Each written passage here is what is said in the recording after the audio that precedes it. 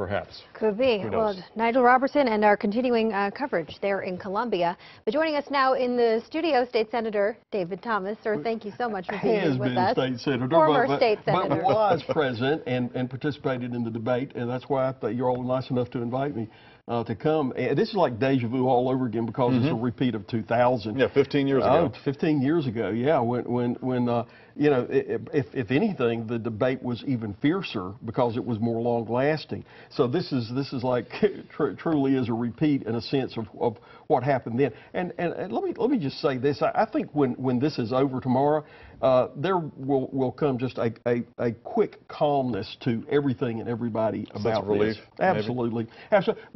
But you know what? This was so predictable. I don't mean what happened in Charleston.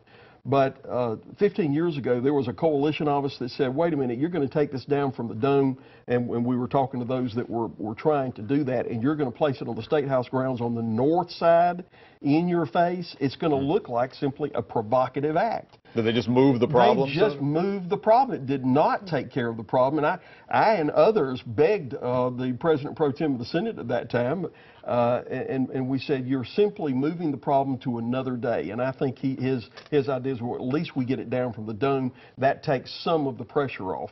But we had a coalition together that was endorsed by many newspapers that would have placed the flag in an historical basis. It would have put it at the site where the State House, just yards away from the current building, where the Capitol was burned by Sherman's troops as the city was burned. We're virtually gone with the wind.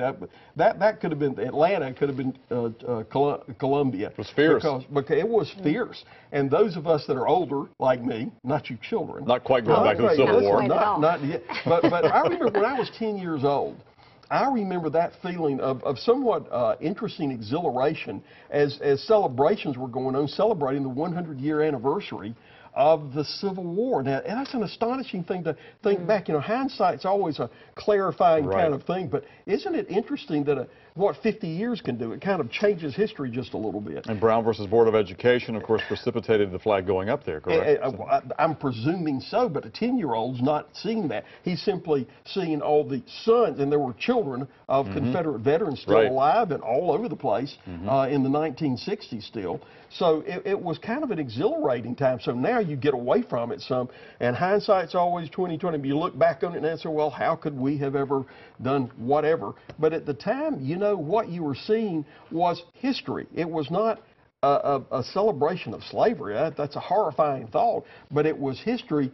And that we really missed an opportunity in 2000 to create a small little place where you could have had history, a multiplicity of flags, the battle flag up, or maybe the state flag or something like that at the time when the war was being fought, and at least commemorated the burning of the Capitol, the burning of the city itself, the Capitol building and the city, and that opportunity to put the flag or something like that in the context of history, we missed that opportunity. Now, would there still have been a tirade against the flag after the tragedy of what took? By the way, Clementa Pinckney was one of my good friends. He was a dear friend of mine. Tremendous I've just been sick at the loss of Clementa. What a gentleman he was. But Michael, I don't think it would have had quite the edge on it that it has had with misplacing the flag at the front. It just said, come get me. I mean, it was just that kind of facing the north. You have the Confederate monument. You have the soldier facing north, and the flag comes out right behind you. That's part of the monument. That's part of the monument. It doesn't get rid of it doesn't get rid of the problem. It simply creates a problem for a layer group of people, and that's what unfortunately we've had to go through. When you take a live look at this live picture of this flag right here, and knowing that it's coming down at 10 o'clock tomorrow morning, and thinking back to everything that happened years and years ago, how do you feel? Do you wish you were down there?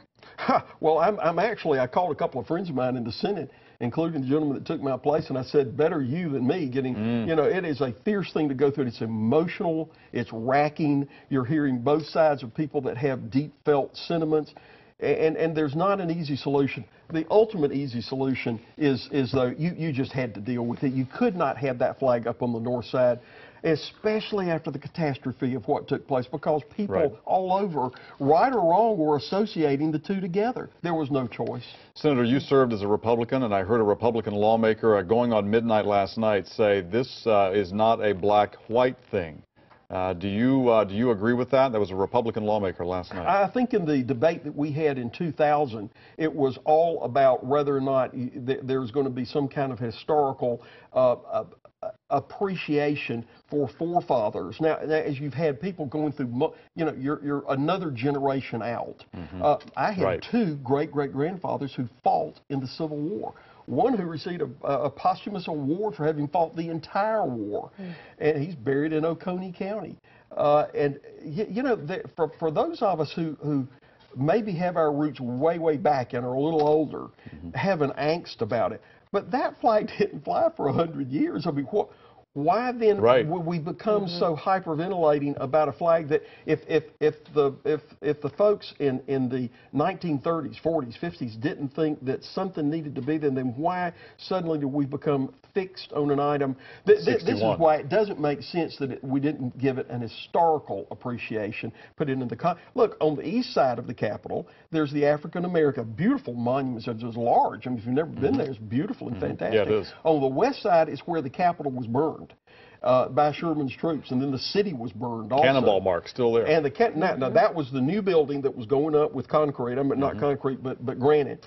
And you can still see the stars. I wonder if somebody's going to want to say, remove those stars because it's some remembrance of the war. The war should be remembered not necessarily in a light of something positive, but in a light of what had to be done to take away one of the most evil things that there has ever been.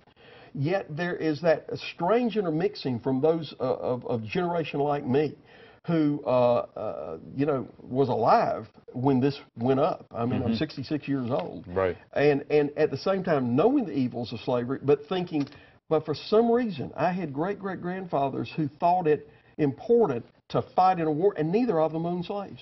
Senator, thank you so much. Thank you. We're going to be hearing from you later on. We appreciate it. Former Thank you, Senator sir. David Thomas, thank you. And we do want to bring you out now back to Columbia, where WIFF News 4's Nigel Robertson is